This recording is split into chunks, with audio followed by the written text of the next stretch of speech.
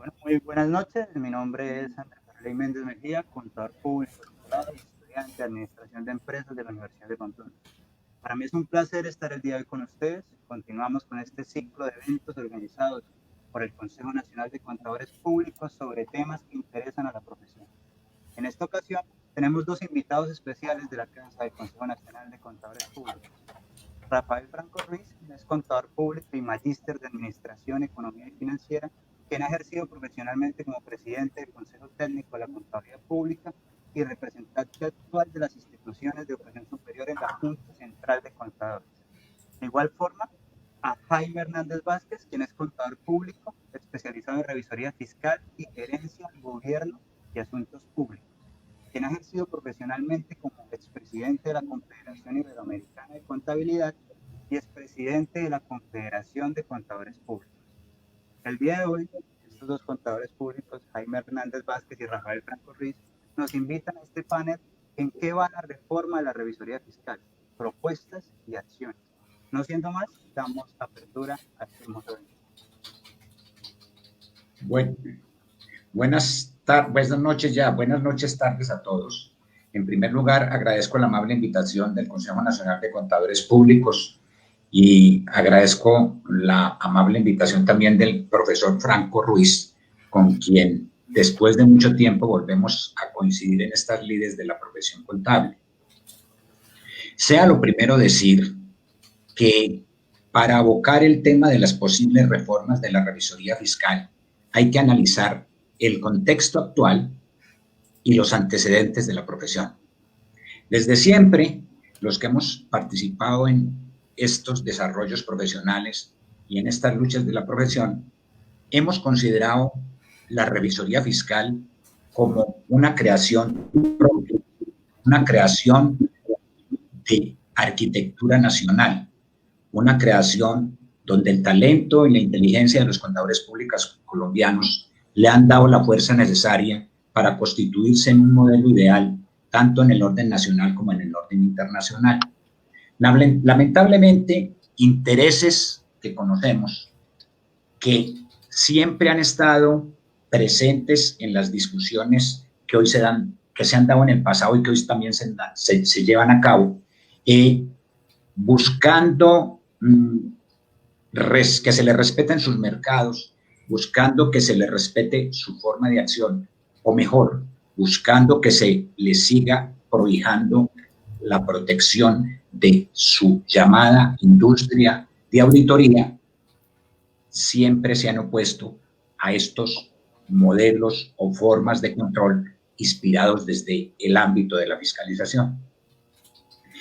Este contexto no es nuevo, es un contexto en el que viene inmersa la profesión desde hace muchísimos años, desde la discusión de la Ley 145 de 1960, de la Ley 43 de 1990, de todas las reformas que se han dado a nivel de nuestra profesión, que inclusive dieron al traste con proyectos muy bien estructurados en los años 90 y en los comienzos de este siglo, cuando las fuerzas opositoras al desarrollo profesional, al desarrollo de la inteligencia nacional, al progreso de la profesión contable nacional, lograron frenar desarrollos legislativos que hubieran puesto en vigor normas especiales para la protección del interés general, hoy denominado y conocido bajo el ámbito general del bien común. Entonces nos encontramos frente a una situación complicada, frente a una situación que no es fácil de resolver, pero en que la profesión tendrá que tomar partido.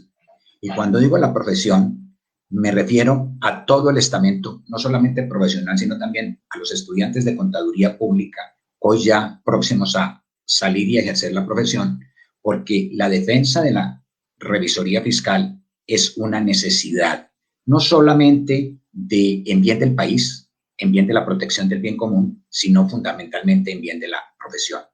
Esta, así llamada por nosotros la magistratura de la profesión, que no tiene parangón internacional, a pesar de que existan esfuerzos de muchos interesados en compararla con la auditoría, que no lo es, realmente representa el futuro de todos los contadores públicos.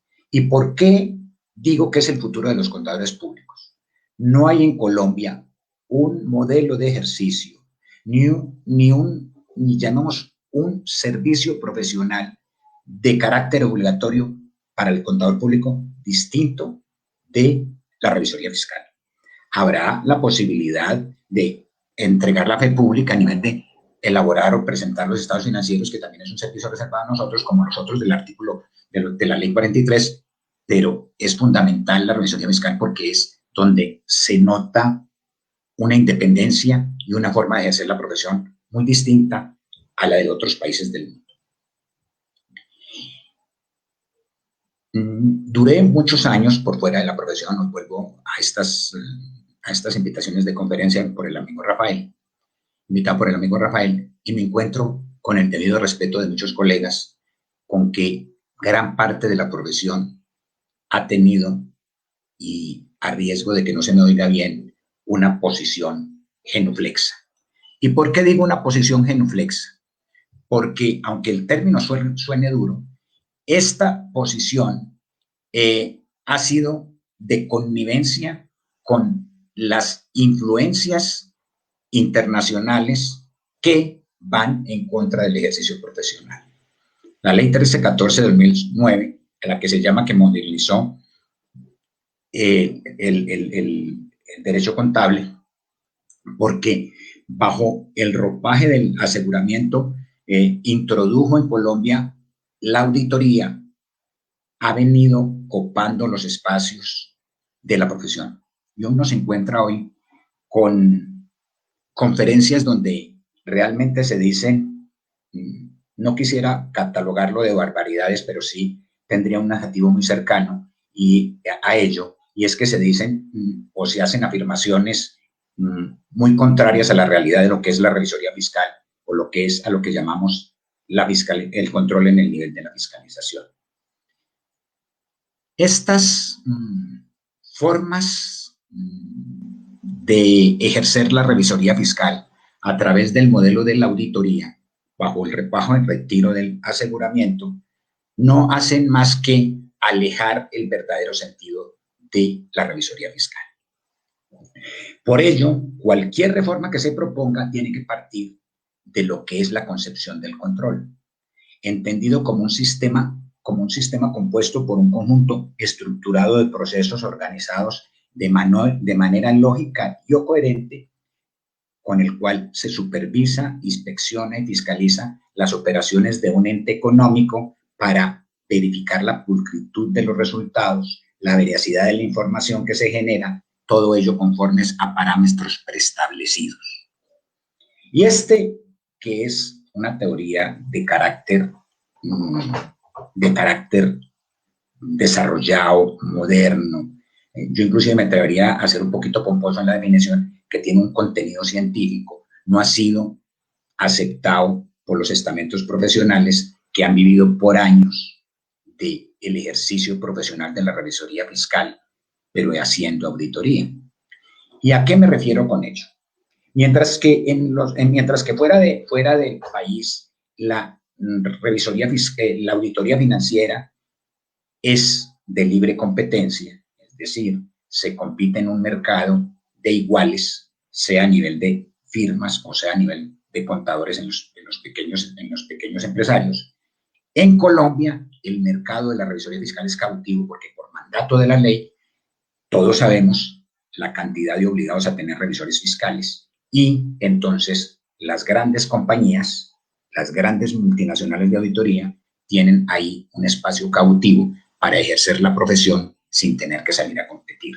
Entonces el deseo, y no estoy faltando a la verdad, el deseo de estas compañías, particularmente de las llamadas Big Four, es mantener ese privilegio de que la revisoría fiscal sea obligatoria, pero no tener las responsabilidades que encarna el modelo de revisoría fiscal, no tener las obligaciones que encarna el modelo de revisoría fiscal en el sistema de control de fiscalización, es decir, hacerlo bajo las linealidades del sistema de auditoría, bajo el ropaje de las normas de aseguramiento, que como bien se sabe, no alcanzan a satisfacer los postulados del artículo 207 del Código de Comercio, en particular el que tiene que ver con cerciorarse de que las operaciones que se celebran o cumplan por cuenta de la sociedad se ajusten a las prescripciones legales y estatutarias, el de dar oportuna cuenta de las irregularidades que se ejecuten en la sociedad para comunicarlas a los organismos de inspección, control y vigilancia y demás autoridades respectivas, el velar porque la contabilidad se lleve regularmente conforme también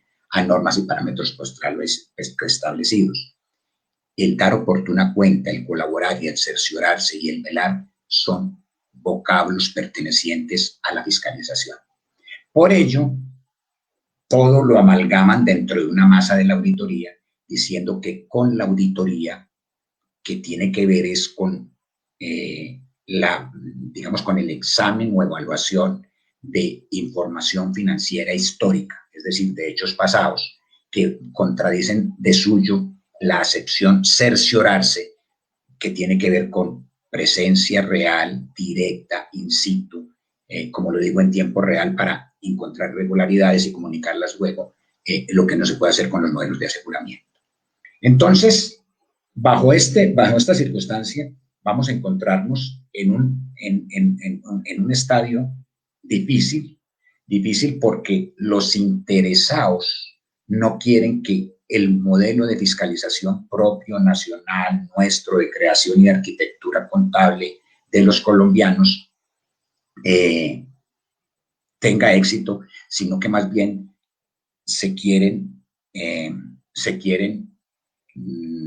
están en la defensa, no se quieren, están exclusivamente en la defensa de un modelo internacional no propio de este tipo de latitudes como nuestro país, de un modelo que no respeta los procedimientos mercantiles colombianos, la idiosincrasia nacional, el modelo de operación nacional, etcétera, y que al final de cuentas ni siquiera convive o pervive con las necesidades que convendrían o convergerían en los entes económicos en materia de fiscalización. En este ámbito de quiénes están interesados o quiénes son los que interactúan con la fiscalización, tendremos que decir que en el ente económico, en la empresa, en la persona jurídica, convergen muchos intereses. El primero, el de los propietarios. Y estos tienen un interés racional en el sentido de decir, yo como propietario inversionista, yo quiero que mis administradores a los que les entrego la capacidad de manejar mis recursos estén vigilados para que no cometan actos desviados de la legislación y asimismo para que no utilicen o malversen los fondos o cometan fraudes. Y ahí ese interés inicial de los propietarios quiere una revisoría fiscal fuerte, que vigile, no que coadyuve simplemente con los modelos que determinan los administradores. Y ahí entra la primera controversia. Se dice que no se necesita fiscalización al nivel de vigilancia per se, directa, in situ y en tiempo real, es decir, de que no hay necesidad de que se cercioren de las operaciones en tiempo real, porque para eso existe el sistema de control interno, entendido como ese conjunto de metas políticas y procedimientos a que se ajusta una entidad diseñados por los administradores para dirigir la empresa, según ellos, con criterios de eficiencia y eficacia y economía. Pero es que el control interno de los administradores, entonces un control interno desviado, mal utilizado, mal estructurado, pues lo que va a perseguir es proteger solamente las decisiones del administrador, y si estas no son correctas, pues el sistema de control interno no nos va a servir para vigilar el ente económico. Entonces, ahí tenemos la primera controversia. Mientras nosotros decimos vigilancia, cerciorarnos de que todo se haga de acuerdo a la ley, de acuerdo a los parámetros preestablecidos por los propios propietarios a través de los estatutos, por los reglamentos internos de la sociedad, los otros dicen que eso es responsabilidad de los administradores. Y entramos aquí en la segunda controversia. La segunda controversia es, yo debo vigilar ¿qué? El qué vigilamos, el qué fiscalizamos. Los que abogan por las normas de aseguramiento sostienen que no se requiere vigilancia, sino que lo que se requiere es auditar la información. Todos sabemos que la información tiene que ver con hechos pasados. No hay información. La información es el producto o el resultado de dejar la huella de lo que sucedió, de las transacciones, de las operaciones, de las actividades realizadas por el ente económico, por la compañía. Y entonces, por lo tanto, es histórica, es antigua. Y es antigua y no se pueden corregir las desviaciones de los procedimientos establecidos y no se pueden corregir las irregularidades que se presentan en el nivel de ente económico. Es decir, el modelo de aseguramiento llega para decir, como lo decimos en términos prosaicos, cuando ya el muerto se murió. Sirve para comunicar hallazgos o sucesos pasados de hechos que pudieron, que causaron un daño, pero que hoy en día ya no son materia de subsanación o de corrección, porque es imposible volvernos hacia el pasado. Y entonces digo, ahí es la segunda controversia que tenemos. La primera, reitero, el modelo de fiscalización a nivel del control. La segunda, la oportunidad de ese control, porque a nivel del aseguramiento, el control no solamente se puede, el control no se puede ejercer, sino que el mismo solamente se puede realizar a nivel de la fiscalización. Pero pasamos a una tercera circunstancia. Esta tercera tiene que ver con quiénes están realmente interesados en la revisoría fiscal. Entonces ya hemos dicho que primariamente los propietarios, pero es que aquí viene la parte más importante de estas aristas y es el Estado. El Estado está interesado en tener revisores fiscales porque su capacidad de vigilancia no alcanza a cubrir la totalidad del universo de las compañías y en la profundidad que le puede garantizar un revisor fiscal. No obstante esa necesidad, quienes defienden el modelo de aseguramiento sostienen que cada día el revisor fiscal se va a ver abocado a peligros porque su técnica, su forma de ejercer la revisoría fiscal a través de auditoría no les permite llegar o tener el alcance o profundidad que exigen las funciones establecidas en el artículo 207 del Código de Comercio. Y pasamos al otro estadio. ¿Quiénes más están interesados en una revisoría fiscal eficiente que proteja el bien común? Pues todos los consumidores, el público en general. ¿Por qué razón? Porque un ente económico puede cometer demasiadas irregularidades.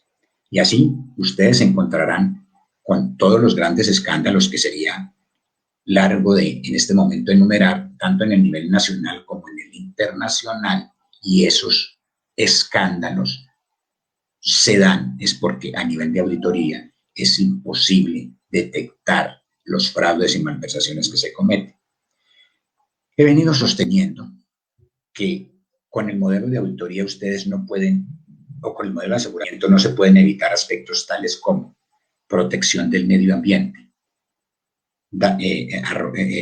las compañías que dañan por su producción química o desechos o arrojan desechos químicos y contaminan el medio ambiente.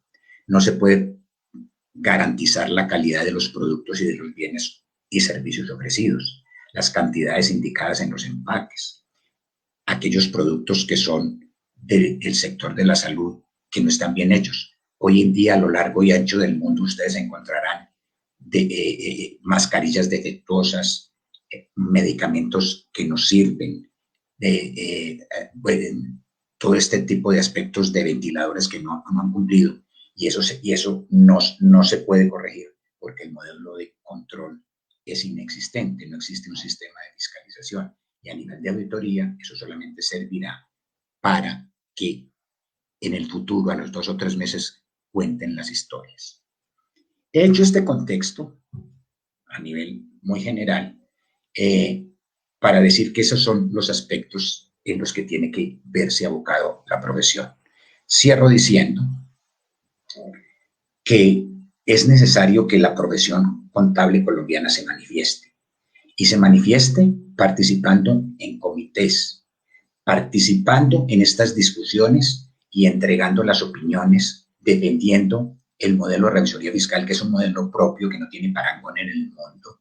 Por eso en el mundo dicen que aquí no se practica un modelo ideal, porque el modelo del mundo es la auditoría y entonces no hay modelos de comparación. Reitero, participación activa de los contadores públicos. Es necesario que empecemos a cuestionar las normas que salen, las normas gubernamentales que se emiten en este sentido, cuando las mismas no estén acorde con nosotros, porque de lo contrario, la magistratura de la profesión correrá peligro y el déficit de empleo, el déficit en materia de remuneración agobiará sobre todo las futuras profesiones. El doctor Franco seguramente profundizará en estas materias y además de ello explicará otras posiciones que amenazan la revisoría fiscal. Yo llego hasta este punto, doctor Franco, y señores colegas contadores. Muchas gracias. Doctor Franco. Muy buenas noches a todos. Voy a hacer unos comentarios que van a apuntar muy directamente a el deterioro de las condiciones del ejercicio profesional de los contadores públicos en las últimas décadas. Creo que muy importante ese deterioro en las últimas 3 décadas. Voy a empezar a mirar algunos fenómenos que se han presentado, básicamente a partir de la emisión de la nueva Constitución en el año de 1991, en que se estableció que el control fiscal en el sector público dejaba de ser control fiscal y se transformaba en un conjunto de auditorías que incorporaban auditoría financiera, auditoría de control interno, auditoría de gestión y resultados y evaluación de impacto ambiental, pero todo desde la perspectiva de las auditorías. Esa medida de la Constitución llevó a la revocatoria de una gran cantidad de normas que tenían que ver con los auditores fiscales, los auditores de las contralorías, tanto en el caso de la Contraloría Nacional como la Contraloría, que a partir de ese momento desaparecieron. Ellos realizaban actividades de fiscalización, cambiado el modelo por auditoría, la cosa cambió, se constituyeron unos equipos que ellos llamaron de auditoría integral, donde eventualmente participaba un contador, pero la obligatoriedad de que esas actividades las realizaran los contadores públicos desapareció. Es importante que nosotros miremos lo que sucedió en la Contraloría de Bogotá y en la Contraloría Nacional en ese campo. Y al mismo tiempo se estableció la decisión de eliminar las auditorías de muchas instituciones públicas, las revisorías fiscales de muchas instituciones públicas. Tal vez una excepción es la de las corporaciones autónomas regionales, donde se mantuvo porque se consideró que el control fiscal no era un control concomitante con la revisoría fiscal, dado que el control fiscal se había vuelto exclusivamente posterior. Un segundo elemento que tenemos que mirar sobre ese deterioro de las condiciones de ejercicio profesional tiene que ver con las políticas que se han venido desarrollando a través del Estado, que se presume debe impulsar la libertad de mercado a través de impartir instrucciones. Yo tengo documentos como alguno presentado por el ministro de Hacienda a la empresa de energía del Meta, en la cual le recuerda que la política del Estado es que el nombramiento de revisores fiscales en todas las entidades en que el Estado tenga participación decisoria es nombrar firmas internacionales. Es decir, el Estado ha participado en sesgar las condiciones del mercado en favor de las multinacionales, cuando se supone que el Estado está para representar a los nacionales. Es el espacio del ejercicio del poder del Estado, la comunidad nacional, pero está haciendo ese tipo de decisiones en favor de las empresas multinacionales. Luego vino el gran problema de la ley 1314 del 2010. La ley 1314 de 2010 fue una cuestión que inclusive recuerdo mucho, discutimos con Jaime y en una discusión con él estuvimos en comunicación con algunos parlamentarios que nos comentaron que eso lo iban a aprobar diera por donde diera un lunes, que lo normal es que el Parlamento no se reúna los lunes, y que qué hacían para tratar de salvar eso. Y lo que yo les dije fue, pues metan eso ahí en un procesador de palabra y cambien adopción por convergencia. Y eso sucedió. La ley 1314 estableció que había que hacer convergencia hacia estándares internacionales, hacia estándares de alta calidad con reconocimiento internacional. El Consejo Técnico hizo una cosa contraria. Procedió a cambiar el diccionario y dijo que convergencia era adopción. Y entonces no hizo los procesos de convergencia, sino que realizó unos procesos de adopción que se vieron enfrentados a un conflicto jurídico tremendamente profundo. El conflicto profundo es que esas normas de adopción de estándares internacionales no pueden bajo ninguna circunstancia modificar el Código de Comercio, porque el Código de Comercio tiene reserva legal. Solamente puede ser modificado por normas específicas que se emitan en el sentido de reformar ese código y no por normas que no tienen ninguna relación con él.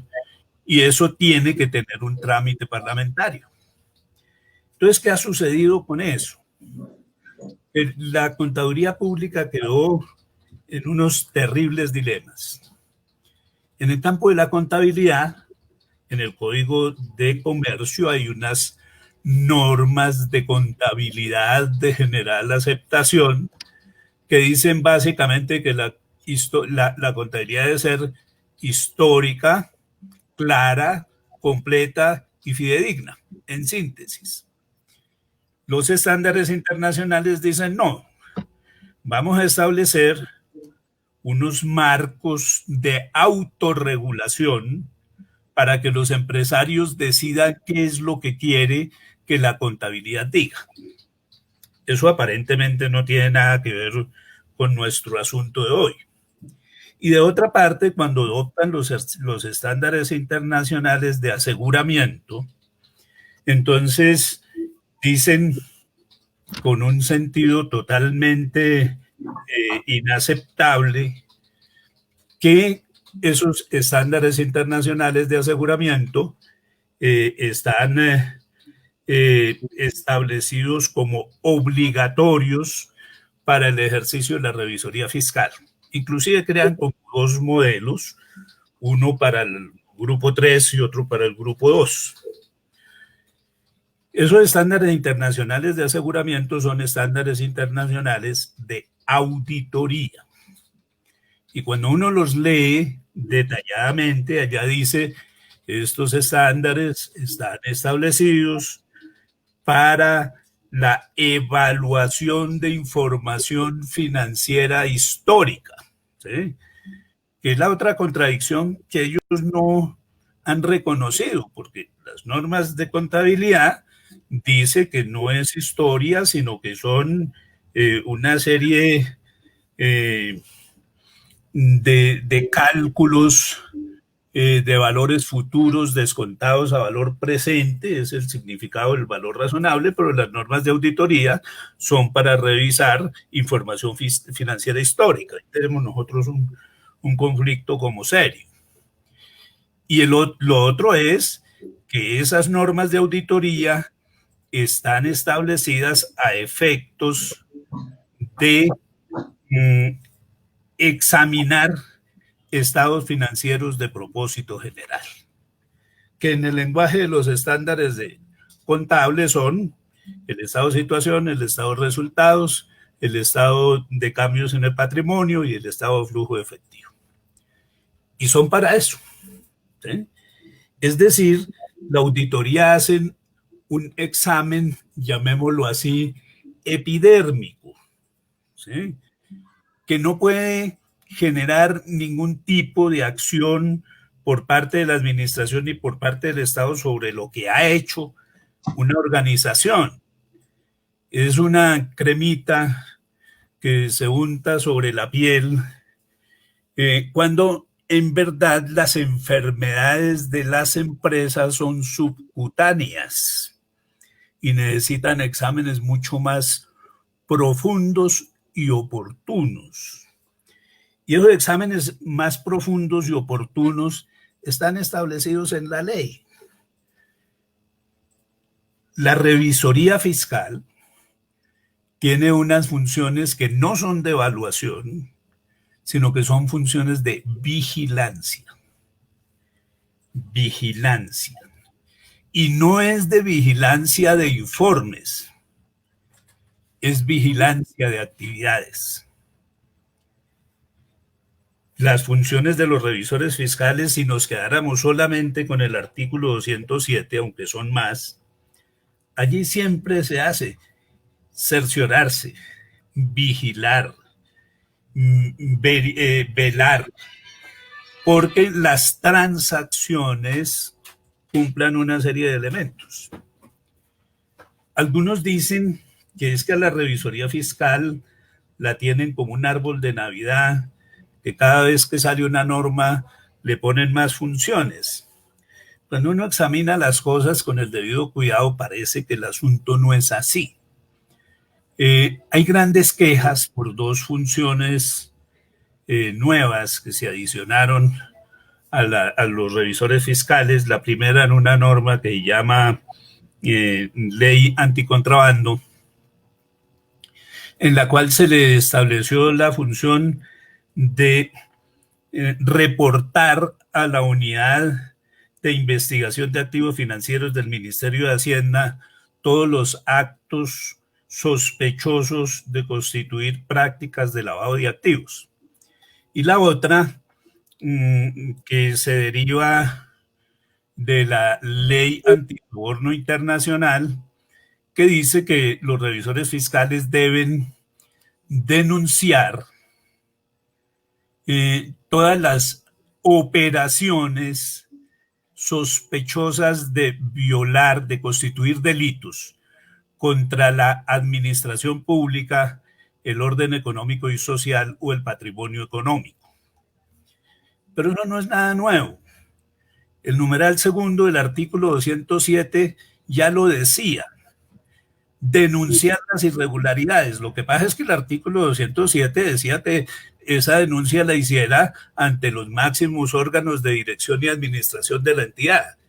Y estas nuevas dicen, no, esas denuncias no son ante los máximos órganos de dirección y administración de la sociedad, sino ante las autoridades. Pero no hay una función nueva. Quiero recordar que esas funciones, esas dos últimas que yo he enumerado, derivan de tratados internacionales que ha suscrito Colombia, como el GAFI, un grupo de acción contra el lavado de activos y la financiación del terrorismo, por lo tanto entran en el marco legal colombiano, a diferencia de los estándares, que esos no provienen de tratados internacionales. Ningún tratado internacional dijo que había que aplicar estándares internacionales de aseguramiento. ¿Qué pasa con esto? Que nos trata de obligar el gobierno nacional, cuando establece la obligatoriedad de los estándares de aseguramiento, para cumplir funciones de vigilancia. Un parche donde no es el dolor. Con los estándares de aseguramiento no se pueden cumplir funciones de revisoría fiscal. ¿Por qué? Porque el aseguramiento es una actividad posterior y nadie puede controlar después, aunque algunos se hagan la ilusión, ¿sí? Por ejemplo, muchos creen en la píldora del día después, pero no hay remedio. Después del ojo afuera, piedras lleva. En tanto que las funciones de revisoría fiscal son funciones fundamentalmente de control preventivo. Observen ustedes lo que sucedió en el sector público. Cambiaron el modelo de fiscalización por el de auditoría y el año pasado tuvieron que cambiar el modelo de auditoría por el de fiscalización, porque si uno observa una curva de los caminos de la corrupción, la curva desde el 91 empezó a tener una tendencia geométrica, más o menos tan geométrica como la curva de los contagios y muertes del coronavirus en Colombia, que nos habían dicho que habían aplanado el 25 de abril cuando ordenaron abrir la economía. Pero ahí vemos, ¿no? Ahí vemos a dónde va. Esas normas no sirven para eso. Yo no puedo ejercer revisoría fiscal, funciones preventivas con carácter posterior. Y lo básico de la revisoría fiscal es que son funciones preventivas.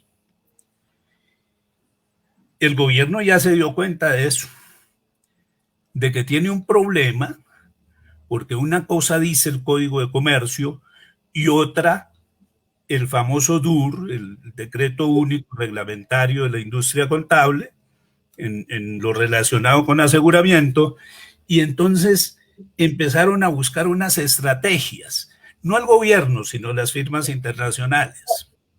Y las estrategias básicamente están orientadas a que la ley se adecue a las prácticas de mercado de esas firmas. Imagínense ustedes, no es que ellos adapten sus prácticas al marco legal, sino que quieren que el marco legal se adecue a las prácticas que ellos dominan. Y para eso planteó una reforma del Código de Comercio, donde en lo fundamental pretenden cambiar el artículo 207 del Código de Comercio a efectos de cambiar las funciones por funciones de evaluación, el artículo 208 para que quede bien claro que el informe es de auditoría, y fusionándolo con el artículo 209, que en el actual Código de Comercio es un informe independiente del artículo 208 porque tiene restricciones de circulación. El informe del 209 dice que se informa a los socios, no al público. El informe del 208 sí es para el público. Y a partir de eso han pretendido generar esa modificación. No han encontrado pleno eco en el gobierno. Al gobierno le gusta que los contadores públicos se jueguen la cabeza en funciones de vigilancia que coadyuvan a las funciones de protección del interés público, que son la razón de ser del Estado. Entonces ellos hoy están buscando que la profesión a nivel nacional entre a darle un respaldo a esa reforma que solamente busca destruir la revisoría fiscal. Repito, como una conclusión, para que puedan haber tiempo para resolver preguntas. No es posible ejercer revisoría fiscal, no es posible realizar actividades de fiscalización con técnicas de auditoría, porque la auditoría es epidérmica, se aplica por encimita a través de los informes, y la revisoría fiscal tiene que ser subcutánea, porque tiene que examinar son las transacciones, el funcionamiento, la dinámica del organismo empresarial en su paso a paso. Y esa es una contradicción absolutamente profunda. Ninguna norma de auditoría sirve para ejercer revisoría fiscal. Porque hay quienes dicen entre nosotros, entre los contadores, no, pero es que nosotros podemos utilizar la auditoría, por ejemplo, para efectos del dictamen de estados financieros. No. Y la razón es muy sencilla.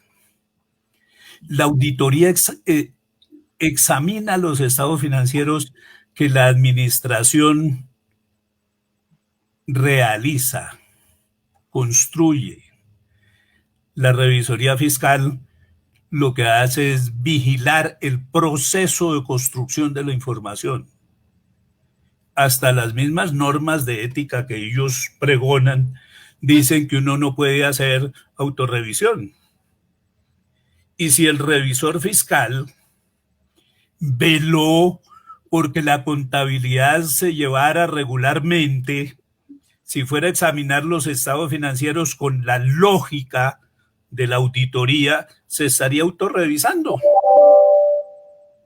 La verdad es que el dictamen de estados financieros que dictaminan los revisores fiscales se orientan sobre los parámetros de fidelidad, se toman directamente de los libros, fidedignidad, corresponden con la realidad y están documentados con soportes, con todo el reconocimiento de las pruebas documentales establecidos, oportunidad, que son cosas distintas a la razonabilidad de que habla la auditoría.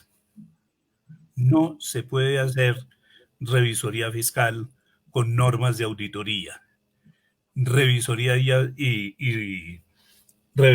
fiscal y auditoría financiera son dos formas de ejercicio profesional que tienen ámbitos absolutamente diferentes. Yo creo que podemos parar por aquí y entonces empezar a mirar las preguntas de quienes están presentes.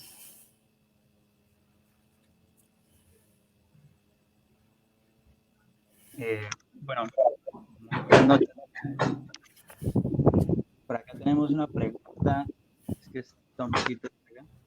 Sí, Luis Fernando Valenzuela, él comentaba, ¿es utópico pensar en darnos una regulación autónoma sobre la profesión contable? No depender de entes internacionales en aras a nuestra soberanía.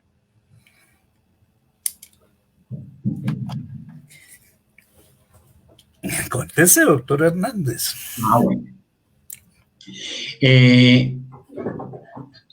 La pregunta es muy interesante. Esa es la tesis que han venido esbozando los que defienden que tenemos que asumir las normas internacionales y el contexto internacional. Ellos nos vienen a decir que para pertenecer a la OCDE, que para estar en el campo internacional, que para que estemos inmersos en la globalización y en la comercialización internacional de los mercados, debemos adoptar o asumir las normas de aseguramiento, las normas internacionales de auditoría y, por supuesto, las normas de información financiera. Eso no es absolutamente cierto. Yo les quiero comentar lo siguiente. Hace solamente 2 años le formulé a la Oficina de la Competitividad de la Presidencia de la República que me informara sobre los aspectos sobre los cuales se basó la exposición de motivos de la Ley 1314 de 2009. Esa ley, que es de intervención económica, fue una ley basada en mentiras, falsedades, porque digo que al asumir las normas internacionales de información financiera y de aseguramiento de la información, se ampliarían los mercados, se aumentaría la competitividad del país, se mejorarían las relaciones internacionales, nos estaríamos inmersos en el comercio internacional, se aumentaría el flujo de recursos de inversión, habría transparencia de la información financiera para usos internacionales. Nuestros contadores podrían trabajar en el exterior y sus tarjetas profesionales podrían ser avaladas en los distintos países. Hay más de 32 motivos. Yo juiciosamente le hice esa pregunta a la Oficina de Competitividad, porque pues si eso lo dijo el Congreso de la República, a nivel de una propuesta del ministro de Comercio de la época, que era, si mal no recuerdo, el doctor Luis Guillermo Plata, hoy revestido de director para la pandemia, que nos dejó esa pandemia de las normas internacionales de información financiera. Ese argumento no pudo ser sostenido en el año 2018, es decir, 9 años después de la ley 1314-2009.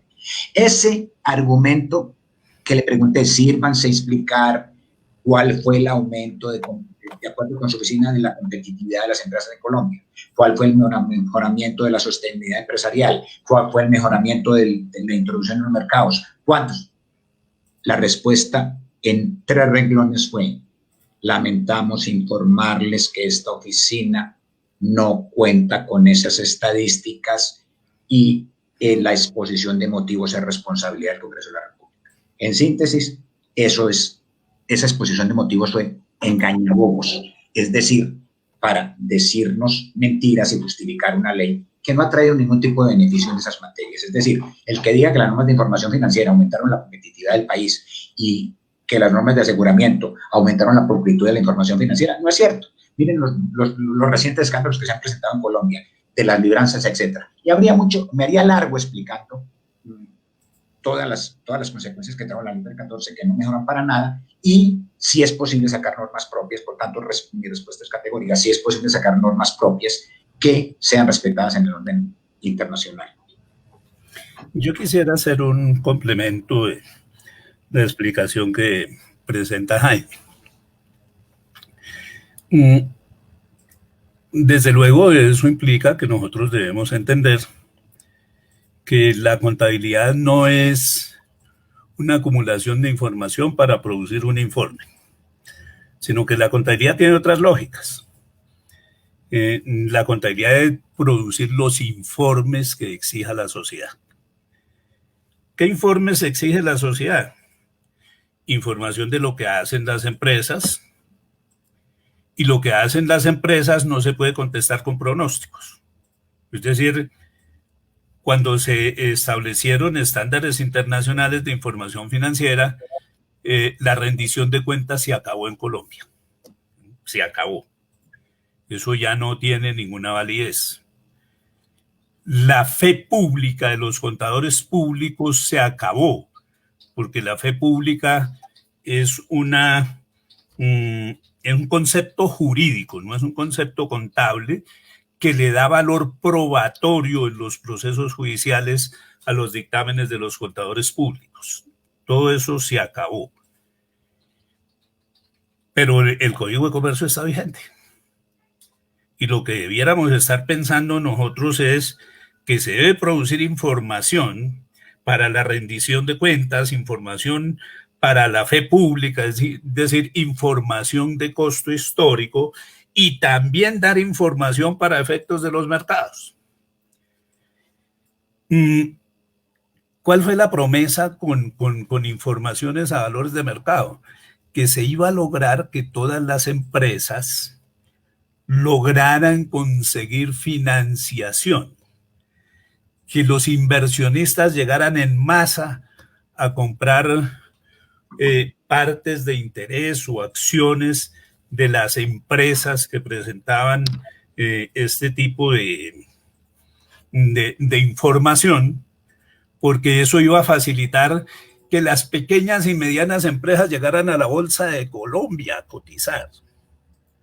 Pues yo les quiero decir, hoy estuve revisando una informacioncita sobre eso que es terriblemente vergonzosa. 73 empresas oferentes de valores en la Bolsa de Colombia. De esas, más de 40 pertenecen al grupo empresarial antioqueño y al grupo Aval. Es decir, en la práctica están participando unas 10 empresas públicas, entre las que se destacan Ecopetrol, ISA, el grupo empresarial de energía, el grupo de energía de Bogotá, la empresa de telecomunicaciones de Bogotá, y el resto son casi que empresas de esos dos grupos económicos. El capital bursátil es de 84.000 millones de dólares,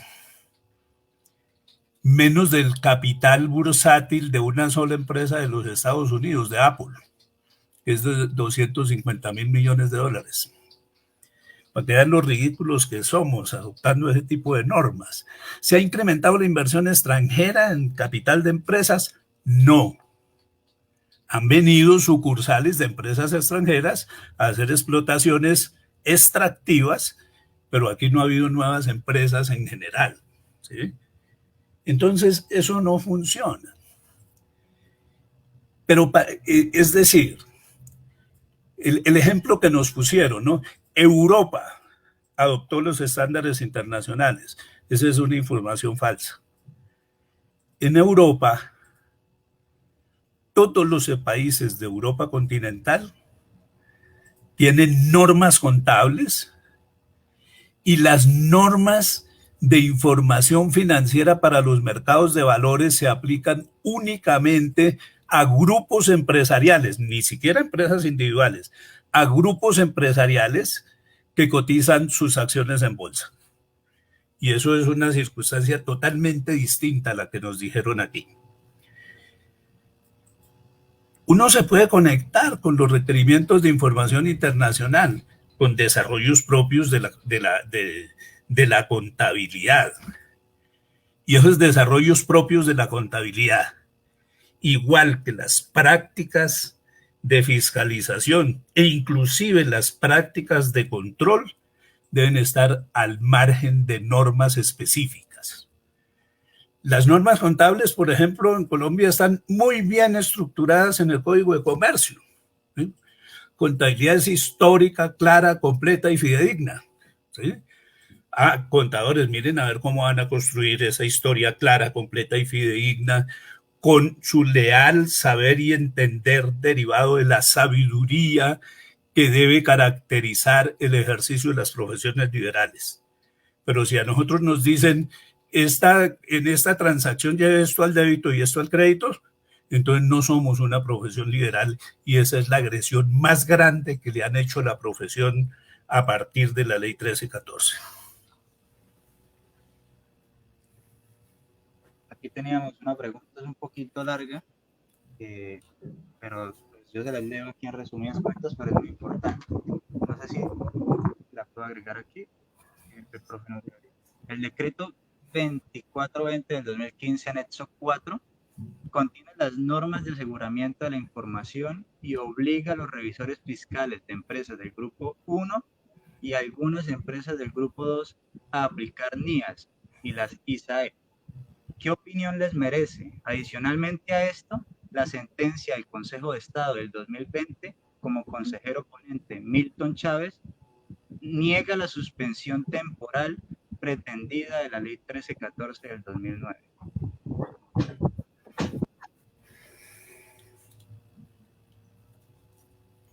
A ver, Rafael.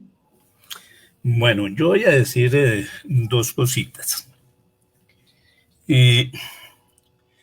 La primera es, sí, eso que llamo el decreto 302, pero que ahora fue incorporado en el decreto único reglamentario de las actividades contables, es la adopción de estándares de aseguramiento.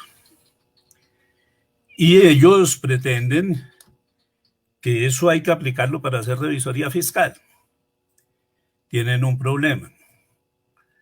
Esos procedimientos no son pertinentes para cumplir las funciones de manera general establecidas en el Código de Comercio, ¿sí? Y los contadores, que seguramente han leído muy bien el artículo 36 de la Ley 43 del 90, que dicen que el contador utilizará las técnicas y procedimientos que requieran los contratos, los compromisos profesionales, y que esas técnicas o procedimientos pueden provenir de decisiones de la profesión. Quiero recordar que esas no son decisiones de la profesión, estos son decisiones de organismos privados extranjeros, de las leyes o de los avances de la ciencia y la tecnología. Es decir, nosotros tenemos los recursos legales para no aplicarlas. La propia Ley 43, por eso será que la quieren cambiar también, nos dice que uno puede utilizar las herramientas adecuadas al tipo de trabajo que está realizando, ¿sí? Y que esas pueden ser las determinadas por los avances de la ciencia y la tecnología. Ahí tenemos nosotros una solución como bien precisa en términos de esa exigencia. Sobre la demanda del decreto único reglamentario, que fue negada por el Consejo de Estado hace muy poco tiempo, es que fue una demanda mal presentada. Porque si lo que estamos demandando es un decreto de intervención económica, la demanda hay que cursarla ante la Corte Constitucional. Porque las normas que se emiten en términos de intervención económica tienen categoría de ley. Entonces, la demanda tiene que proceder ante la Corte Constitucional. Esa era la primera gran falla, porque fue presentar una demanda donde no era pertinente presentarla. Con otros argumentos, esa demanda, sobre todo esa regulación, en la Corte Constitucional seguramente sería aprobada rapidísimo, porque los estándares internacionales inician la violación de las normas de la estructura jurídica colombiana, empezando por la norma constitucional que nos define como un Estado social de derecho. Y la característica esencial de un Estado social de derecho es que todos los ciudadanos tienen los mismos derechos y obligaciones, y esos estándares están hechos para que toda empresa defina cuál es el marco de sus derechos y obligaciones. Solo eso determina que la estructura de esos estándares es absolutamente violatoria de la Constitución. Pero las demandas hay que colocarlas ante quién es y con los argumentos que son. Yo quisiera agregar, Rafael, algo. Yo he venido sosteniendo desde hace bastante tiempo que la revisoría fiscal se viene reformando por la puerta de atrás. En las discusiones que se dieron en el Congreso de la República, el señor el ex congresista hijo del doctor Gaviria, el representante de la Cámara, Gaviria, que fue el ponente de la ley 1314 en la Cámara de Representantes, ante una iniciativa mayoritaria muy grande en la Cámara de Representantes en la discusión de la ley 1314, que sostenía que si en esa ley se tocaba la revisoría fiscal, no la aprobaban. El señor Simón Gaviria, representante de la Cámara, juró.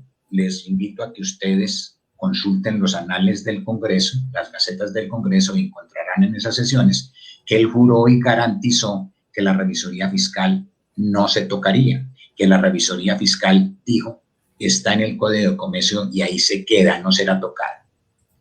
Y bajo esas mismas preceptos pasó en debates en el Senado de la República. Es decir, que el Congreso de la República garantizó a los que se oponían a esa ley, que representaban a una gran masa de contadores públicos, representantes y senadores, que la revisoría fiscal no sería tocada. ¿Cuál ha sido la sorpresa? La sorpresa es que de una manera maliciosa, ladina, desvergonzada, la revisoría fiscal se ha venido reformando por la puerta de atrás mediante los decretos, desde el decreto 302 hasta el compilatorio 2420, con un agravante, el reciente decreto 2270 de ahora del año 2019, que derogó íntegramente el decreto 2649 del 93, con unas excepciones de la parte documental, porque no han sido capaces de sacar ese aspecto documental que es necesario para la comprobación de los hechos económicos de los comerciantes. También en su artículo 5 estatuyó que la norma internacional de auditoría 701 es obligatorio para la emisión de los dictámenes de estados financieros de los revisores fiscales del Grupo 1 y a los que los adopten también voluntariamente. Es decir, que de manera contraria a la ley y sin ningún miramiento, el decreto 2270 cambia los alcances de los artículos 208 y 209 del Código de Comercio, lo que a mi juicio es violatorio y contradictorio desde el punto de vista del ordenamiento legal. Pero, y aquí es donde, Rafael, yo quiero hacer una observación muy respetuosa y un pronunciamiento respetuoso. Nosotros no nos podemos quedar siempre en la queja. Yo creo que aquí tenemos que pasar a la acción. En la acción tenemos que empezar a hacer una estructura muy del orden académico sobre todas estas violaciones y desde una estructura jurídica contable para instaurar las demandas competentes ante la Corte Constitucional, como usted bien lo señala, porque de no movernos, de no pronunciarnos, de no actuar, se seguirán modificando el ejercicio profesional por la puerta de atrás con el criterio de decir que todo es el desarrollo de la Ley 1314 de 2009. Así no lo sea. Y hay una cosa preocupante que se pasó. La verdad, la Ley 1314, quienes la diseñaron, prohibieron un modelo de que todas las reformas en materia de información financiera, materia contable, información financiera y de aseguramiento, como lo están tocando a la Revisoría Fiscal, siempre se hará iniciativa del Consejo Técnico de la Contaduría Pública. O sea, que quien detente el control del Consejo Técnico de la Contaduría Pública está teniendo una posibilidad de reglamentar la profesión, reitero, siendo cansón, por la puerta de atrás está reglamentando la profesión contable.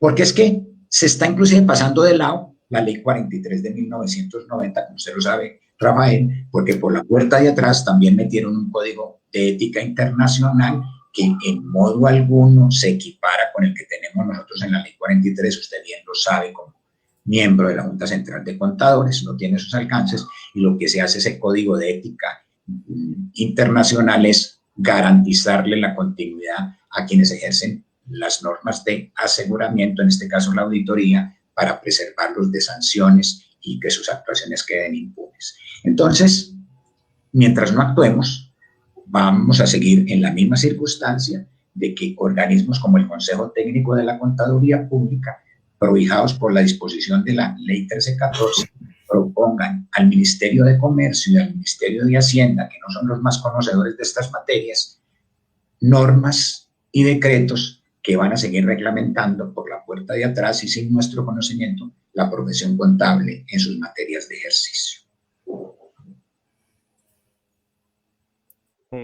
Bueno, acá yo quiero agregar dos preguntitas que nos hacían en una misma pregunta, ¿no? Mauricio nos comenta cómo se garantiza la independencia del revisor fiscal por periodo de experiencia en el ejercicio profesional o qué garantiza esta independencia. Y agrego una pregunta que nos hacía Adrián Parada. Él comentaba que estamos maniatados desde la revisoría fiscal por lo que acababan de exponer en este panel. No podemos ser objetivos porque perdemos el empleo si los denunciamos.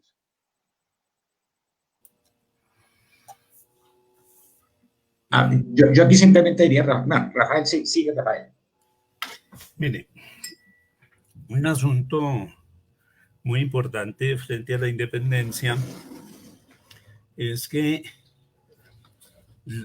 el concepto de independencia no es un concepto que surja de la legislación laboral, ni el Código Civil de la realización de contratos civiles, ni el Código Mercantil por la realización de contratos mercantiles. El concepto de independencia está ligado a la filosofía de las profesiones liberales, que determinan que un profesional liberal es aquel que tiene una calificación reconocida por el Estado para desempeñar determinados roles en el marco del ejercicio de la inteligencia que le permite la formación de juicios autónomos. Es decir, el concepto de independencia tenemos que empezar a reconsiderarlo, porque es que eso que dice la ley 43 es lamentable, ¿no? De tratar de amarrar el concepto de independencia a la legislación laboral, eso no tiene sentido. Eso es una propiedad de la filosofía, de la definición de la naturaleza de las profesiones liberales. Y ciertamente existen problemas para ser independiente. En la pregunta complementaria de que es que si nosotros de alguna manera no nos adecuamos a los requerimientos de los empresarios, entonces perdemos el empleo. Pues la verdad es que en la legislación profesional nosotros estamos en uno de esos dilemas supremamente fuertes, ¿no? Yo solamente lo voy a dejar planteado y espero que Jaime profundice en ese asunto, pero es que de acuerdo con las últimas reformas el asunto es muy sencillo. O usted denuncia o se va para la cárcel. Entonces uno queda ahí entre ese gran dilema. Denuncio y de pronto pierdo el empleo. El empleo no, el trabajo. O denuncio, o no denuncio y me voy para la cárcel. Ese es el menú para escoger, ¿no? Y eso, pues solamente tiene respuestas, ¿no? El análisis crítico de la regulación profesional actual determina que nosotros somos objeto de una regulación que nos impone grandes responsabilidades y no nos determina derechos. El gobierno pasado elaboró un estudio supremamente interesante que se llama Protección de Denunciantes. Yo lo he estado examinando porque me parece que vamos a tener que obtener de allí algunos datos muy interesantes sobre ese asunto. Recuerden que el presidente Duque, cuando se posesionó, dijo que iba a generar un ejército de 1 millón de denunciantes para darle fortaleza a su programa de desarrollo, que es legalización y emprenderismo. Y entonces 1 millón de denunciantes iban a ayudarle a identificar a todos aquellos que se salieran de la ley, y la gente se reía, pero él ya tenía 270,000, porque los contadores estamos obligados a denunciar. No es un problema de voluntad, es un problema de ley. Pero también necesitamos que nos den un sistema de protección. Y entonces nuevamente toma una gran importancia lo que plantea Jaime. Es que tenemos que estructurar un proyecto de reforma del ejercicio profesional donde se reconozcan derechos, donde se reconozcan mecanismos de protección de quienes ejercemos esta profesión en defensa del interés común. Yo solamente tendría que agregar una cosita muy pequeña, Rafael. En materia de independencia, en la revisoría fiscal, al devenir las funciones que tenemos los revisores fiscales por mandamiento de la ley, pues la independencia está garantizada, es decir, la independencia cuando yo ejerzo una función que emana de la ley no puede ser cercenada, ni impedida, ni arbitrariamente desconocida. Eso como primera medida. En segundo lugar, la independencia del revisor fiscal es muy distinta a la que se pregona de la auditoría, que es una independencia que se dice simplemente de apariencia, porque todos sabemos que los informes de auditoría se discuten con la administración y si la administración le gusta, estos informes pasan. De lo contrario, no pasan, luego ahí está negada la independencia. Y cierro diciendo con esto, en lo que coincido mucho con Rafael, y es que hay una cosa que nos falta a nosotros y es formación en el campo de la denuncia, en el campo de la comunicación de un resultado que ponga en peligro las administraciones de los entes económicos. Y es saber presentar las denuncias con cobertura propia. Y esa se puede dar.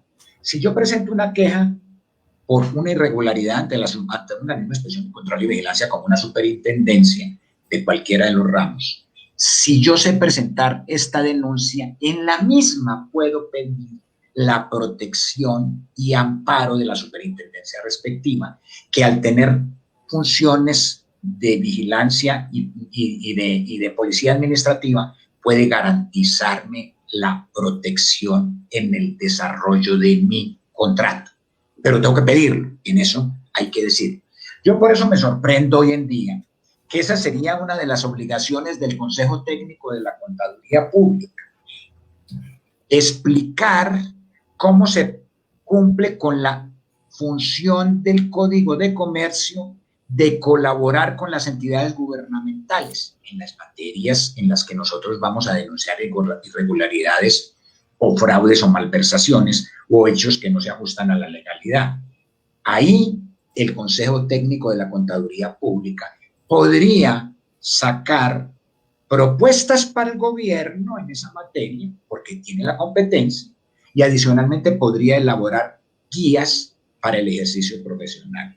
Entonces, esas materias se podrían ir subsanando por lo menos temporalmente si el Consejo Técnico de la Contaduría asumiera esa función de prohijar la protección de los contadores públicos que ejercen la revisoría fiscal y que denuncian irregularidades o hechos contrarios a la legalidad. Era eso. Yo creo que tomamos 2 preguntitas más ya para ir cerrando. Por acá tengo una pregunta muy básica y muy sencilla. Dice, posición de los panelistas ante la reforma de la revisoría fiscal.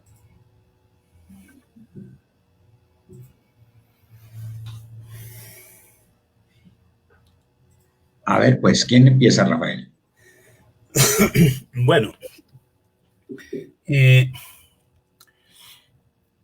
yo les comentaba cuando inicié mi intervención que el señor superintendente decidió hacer una reforma de la legislación mercantil y que entendió una cosa que es de la naturaleza de la legislación mercantil colombiana, y es que aquí es supremamente difícil modificar el Código de Comercio, ¿sí? En 1887 se nombró una comisión para revisar el Código de Comercio del Estado Soberano de Panamá, que se adoptó como Código de Comercio de la República de Colombia.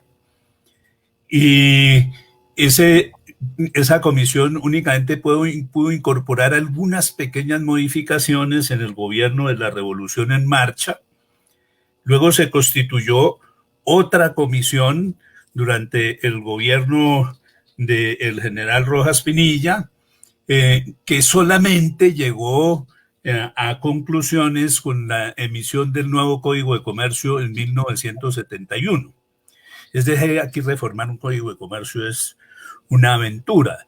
Entonces, el señor superintendente dijo, no, yo voy a modificar 6 temas del Código de Comercio. Y dijo, y una de las modificaciones que va a hacer del Código de Comercio se va a referir a libros y papeles de contabilidad y al ejercicio de la revisoría fiscal. Y decidió convocar algunos comités de ciudadanos que le dieran aportes. Las firmas, el Instituto Nacional de Contadores, que es su sindicato, un profesor de la Universidad Javeriana, que es el oráculo de la contaduría pública, el Colegio de Contadores de Colombia, que parece más el Colegio de Contadores de otra parte, y la unidad, el Consejo Técnico y la unidad administrativa especial Junta Central de Contadores, no el tribunal, la unidad administrativa, que es un órgano gubernamental, presentaron un proyecto para acabar la revisoría fiscal. Eso generó algunas respuestas, digámoslo, unas respuestas livianas. La primera respuesta liviana fue de un grupo de profesionales al cual les han dado llamar el grupo del Club Metropolitan, porque muy pinchados nos reunimos en el Hotel Metropolitan y ellos presentaron una propuesta alternativa. Y el Consejo Nacional de Contadores Públicos presentó otra propuesta mucho más centrada, mucho más amplia, para la modificación del Código de Comercio. Esas 3 propuestas llegaron, se estrellaron. El superintendente dijo, yo creo que definitivamente la revisoría fiscal es un sistema de vigilancia del cumplimiento de normas, de la información financiera y del control interno, y eso va a estar sencillo. Entonces yo voy a pedirle a mis asesores, ahora sí, de la superintendencia, que organicen eso. Hasta el momento no lo han organizado, ¿sí? El caso es que la posición del superintendente no fue coherente con lo que aspiraban esos amigos de las firmas a través de ese consejo que formaron a instancias de las firmas internacionales. En este momento, donde estamos participando de unos comités que se constituyeron a instancias del Consejo Técnico para discutir sobre la revisoría fiscal, hay como 2 posiciones allá en competencia. Una posición es que discutamos la reforma de los artículos del Código de Comercio sobre las propuestas que están sobre la mesa. La otra propuesta es que construyamos un proyecto nuevo, pero a partir de la consideración del proyecto de revisoría fiscal que fue construido en la década de 1990 y que se ha presentado 3 o 4 veces a consideración del Parlamento, que siempre se quema en el último debate cuando las chequeras tienen más fuerza que los argumentos en la votación parlamentaria. Y esas dos posiciones están ahí. La mía es que tenemos que trabajarle a las dos cosas. Impedir que se vaya a hacer una modificación del Código de Comercio que sea contraria a la protección, a la defensa de la revisoría fiscal. Y la otra es que desde los gremios, desde la profesión, organicemos la presentación de un proyecto de revisoría fiscal, pero que a diferencia del proyecto construido en la década de 1990, incluya un capítulo nuevo en el cual se reglamente la auditoría financiera para empresas que coticen sus valores en los mercados públicos de valores. Esa sería mi posición frente a eso. Yo agregaría lo siguiente, coincidiendo totalmente con Rafael, es necesario tramitar un proyecto independiente, un proyecto que sigamos llamando Estatuto de la Revisoría Fiscal, donde se toquen estos tres temas, de las normas de la revisoría fiscal, del aseguramiento y de otros asuntos relacionados para tocar temas afines a nuestra profesión, como dice Rafael, pero desarrollando en ese Estatuto de la Revisoría Fiscal los siguientes temas fundamentales. Definición de la revisoría fiscal, bajo el enfoque de control en el nivel de la fiscalización. 2. Funciones de la revisoría fiscal, dándole las herramientas en materia de verificación, inspección, de vigilancia de los entes económicos, dándole un desarrollo un poco más amplio para que no se nos cuestione que con qué herramientas o con qué técnicas vamos a practicar esas funciones de revisoría fiscal. La tercera, los obligados a tener revisoría fiscal. Esto, aquí me voy a apartar de muchas personas que sostienen que la revisoría fiscal solamente debe ser para los grandes, y yo sostengo que debe ser de amplio espectro y de cobertura general de todos los entes, porque la defraudación se comete en el chiquito y se comete en el grande. Y no pueden, llegamos a decir que es que porque es un empresario unipersonal, hoy en día muchas empresas en Colombia son unipersonales, entonces pues, no requieren control. Entonces, para mí hay que determinar las obligados a tener revisora fiscal, que es además, punto aparte, un gran campo de ejercicio profesional. Entonces, 3. El cuarto punto son los deberes y derechos, porque aquí sí tenemos que dejar garantizar los derechos de los revisores fiscales, derechos y deberes de los revisores fiscales.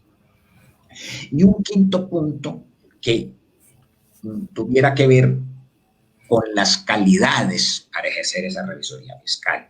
Si nosotros le damos ese barrido, pues ahí están compilados todos los temas esenciales. Y en esos puntos, para que no se nos diga que es que ustedes pueden, es que la revisoría fiscal está tan mal estructurada que hasta un recién egresado puede ejercer, pues tendríamos que fortalecer dándole unos requisitos esenciales para que, primero, paguen mejor.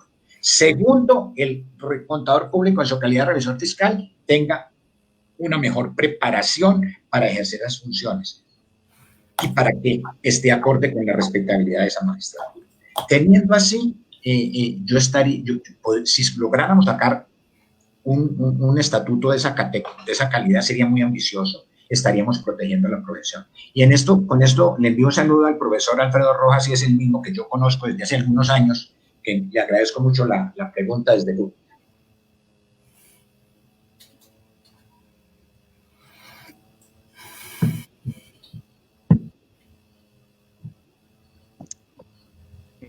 Listo. Erwin tiene una pregunta para los panelistas.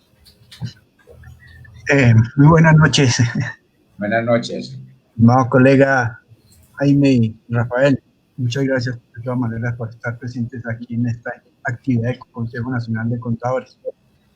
Pues antes de dar la despedida, quiero como hacer una pregunta.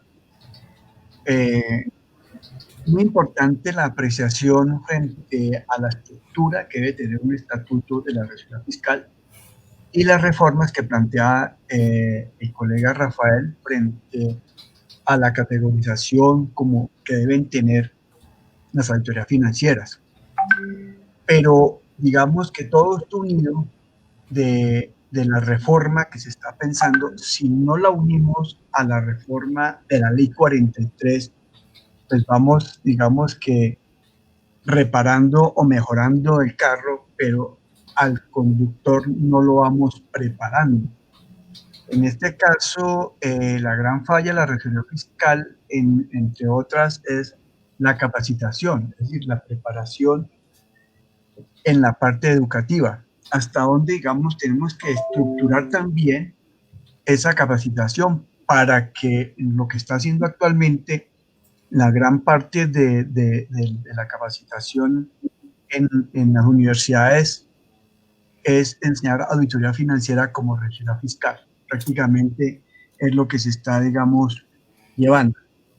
Entonces, hay como dos preguntas ahí. Una es, primero, deberíamos también reformar concomitantemente la ley 43 de nuestra profesión, concomitantemente con la reforma del Código de Comercio, e incluido ahí el Estatuto de Reserva Fiscal, para que no suceda como lo que decía colega Jaime, que las reformas se hacen siempre por atrás, en la medida que se hacen por aparte.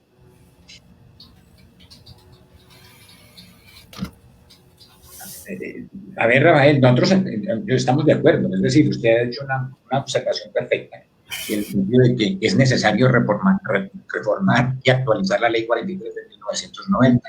Por eso, inclusive, se han creado comités, y ese es un aspecto en el que tiene que participar la profesión. Es decir, mi respuesta, para no alargarme en esos temas, es necesario que sean coherentes. Estatuto de la Revisoría Fiscal, con los criterios que hemos esbozado, más reforma de la ley 43 de 1990, para que haya un cruce y un enlace completo coherente en las materias del ejercicio. Totalmente atinado su razonamiento, que lo comparto absolutamente. Bueno, yo voy a decir algunas cositas por ahí. El Consejo Técnico también convocó a nivel nacional la formación de comités para discutir la reforma de la ley 43 de 1990. Hay un comité, es que no me gusta decirle comité central, porque si no después dicen que es que somos mamertos. Bueno, serían mamertos los del consejo, que fueron los que lo convocaron, ¿sí? Hay un comité que funciona en Bogotá, digámoslo así, con el auspicio del Consejo Técnico de la Contaduría Pública, y allí, pues, desde luego, hay dos posiciones entre los integrantes. Una posición de un sector mayoritario de los integrantes de ese comité es que hay que hacer unas modificaciones de la ley 43 a efectos de que se incorpore en esa ley 43 los principios internacionales, las normas internacionales de la profesión. Esas normas internacionales de la profesión básicamente se orientan a establecer que se necesita ser profesional universitario para ser contador, a establecer que existirán dos tipos de contadores, es decir, hay que meterle a eso estratificación al ejercicio profesional, en que habrán los contadores públicos y los contadores privados, en que habrá examen para los contadores públicos y que esos exámenes se harán alrededor del dominio de estándares internacionales de información financiera y estándares internacionales de aseguramiento, que esos exámenes los debe realizar una entidad independiente de las universidades, porque ellos no creen en las universidades, que la inscripción de los contadores tendrá una reconocimiento temporal de 3 años, a efectos de que cada 3 años se vaya renovando y se vaya pagando, por supuesto. Y que, eso sí, las firmas saquen su registro por una sola vez para la eternidad. Esas son básicamente los planteamientos de esa línea de pensamiento sobre la reforma de la ley profesional. Eliminar lo poco que dice la ley 43 de revisoría fiscal y sustituirlo por estándares internacionales de aseguramiento. La otra posición, la minoritaria en el comité, pero mayoritaria creo en la profesión, dice sí hay que reformar la ley 43. La ley 43 tiene muchos problemas. Uno de los problemas más serios de la ley 43 es que, mire, la ley 43 es una colcha de retazos, porque eso se aprobó el texto final por parte de un comité de agremiaciones, las agremiaciones de las firmas y las nuestras y las de la mitad, y entonces cada uno puso un pedazo. Entonces, por ejemplo, unos exigieron que se dijera que la defensa de la revisoría fiscal, y lo único que dice la ley 43 sobre la revisoría fiscal es que es una actividad propia de la ciencia contable. Eso es lo único que dice la revisoría fiscal. Pero de otra parte dice que hay que aplicar normas de auditoría de general aceptación, ¿sí? Que algunos dicen que es sinónimo de estándares internacionales de aseguramiento, y eso también es una afirmación falsa. Yo recientemente publiqué un documento, un pequeño documento, que es como una lectura crítica de la ley 43, donde se identifican una gran cantidad de situaciones que desde mi perspectiva justifican una reforma profunda de la ley 43. Y dentro de esa reforma profunda de la ley 43, pues establecemos unos puntos de partida. El primero, la contaduría pública es una sola y es pública, porque es que la contabilidad es pública, porque ese es un medio de relaciones interempresariales. Eso es para el conocimiento del público, eso no es una actividad privada. Que se debe incorporar un código de ética mejor construido desde el punto de vista técnico que el actual, y que por supuesto no puede parecerse al Código de Ética Internacional, porque nuestro Código de Ética actual en la Ley 43 está fundamentado en el interés público, en tanto que el Código de Ética de los estándares internacionales es un Código de Ética contractualista. Es un convenio de mutua protección entre contadores y clientes a espaldas del interés público. Eso no lo podemos permitir. Que hay que desarrollar ahí una serie de normas sobre los mínimos de conocimiento de los contadores, los derechos de los contadores, el régimen sancionatorio de los contadores también, y tratando de eliminar un poco esos abusos en términos de responsabilidades profesionales. Nosotros somos la única profesión que por una sola conducta podemos tener que responder a 5 procesos diferentes. Responsabilidad penal, responsabilidad civil, responsabilidad fiscal, responsabilidad administrativa, responsabilidad disciplinaria. Y eso hay que generarle algún tipo de barreras a esos excesos de responsabilidad. Pero indudablemente la ley 43 amerita una reforma. Pero ¿de dónde viene, de dónde debe provenir esa reforma? Y yo vuelvo a insistir, el trabajo de los gremios que construyan el proyecto, y que con lo que construyan el proyecto, entonces se buscarán los mecanismos para darle trámite parlamentario. Y en eso yo quiero decirle algo a algunos colegas que han estado comunicándose conmigo. Es que no me han dicho del Consejo Técnico si me aceptaron en el Comité Regional. No, si el Consejo Técnico no los acepta en el Comité Regional, constituyan sus propios comités y construyamos colectivamente el proyecto. Y ya miraremos en términos de las cosas que como se vayan presentando, cuál sería la estrategia política para impulsar ese proyecto. Pero totalmente de acuerdo. Esas dos reformas deben ir manejándose simultáneamente.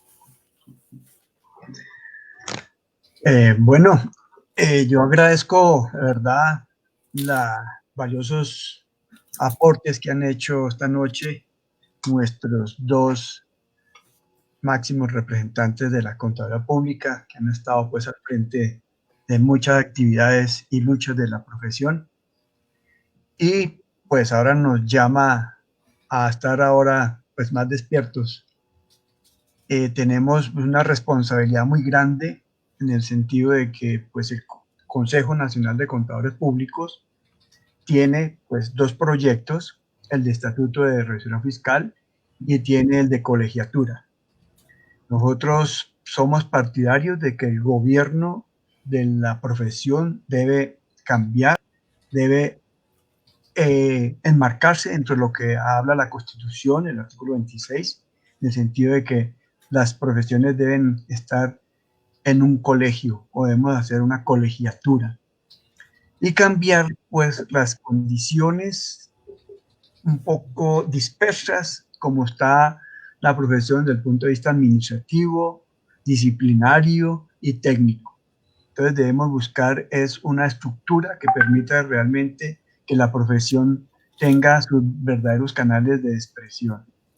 Asimismo, pues esos comités que se están conformando, independientemente de que han tenido el llamado por parte de los organismos de la profesión, nosotros como gremio hacemos pues un llamado muy especial a todos los contadores públicos que en este momento pues sienten la condición y sienten que realmente hay, digamos, interés, lógicamente, de actualizar y modernizar la profesión, pero que también detrás de esto hay intereses un poco oscuros que pueden dar al traste contra el desarrollo profesional de la contaduría pública como ente liberal, como profesión liberal, y a su vez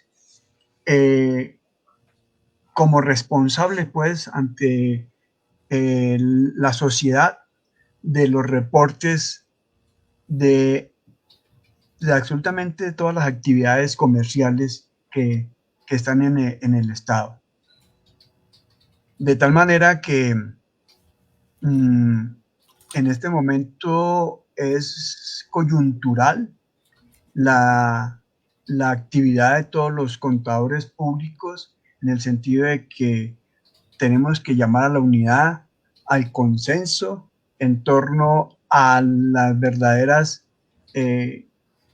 digamos, cauces que debe tener la profesión y los que hemos estado en la posición nacionalista, pues no debemos dar pues paso atrás a defender lo que es la contaduría pública en defensa pues de la soberanía de esta misma profesión y de la nación que es la principal manera de encauzar la dignidad pues de la profesión. Yo le agradezco mucho la presencia de nuestro colega Jaime Hernández Vázquez y al colega Rafael Franco y a nuestro director de telemática y comunicaciones, André Ferney, que ha estado pues muy activo en estas fechas, en estas actividades que se ha fijado el Consejo Nacional y que prácticamente estamos cerrando este semestre con esta actividad y creemos que hemos venido sembrando ciertas condiciones necesarias, no solamente pues para el desarrollo del país, sino para el desarrollo de la profesión principalmente. Entonces también agradezco a todos los que nos acompañaron esta noche y que sabemos que van a tomar en cierta medida esta siembra por la profesión. Entonces, muchas gracias a todos y muy agradecidos, muy agradecidos. Gracias, Erwin. Muchas gracias, Rafael. Gracias a Andrés. Saludos a todos los que estuvieron con nosotros en esta noche. Muchas gracias a todos y a trabajar. Muchas gracias.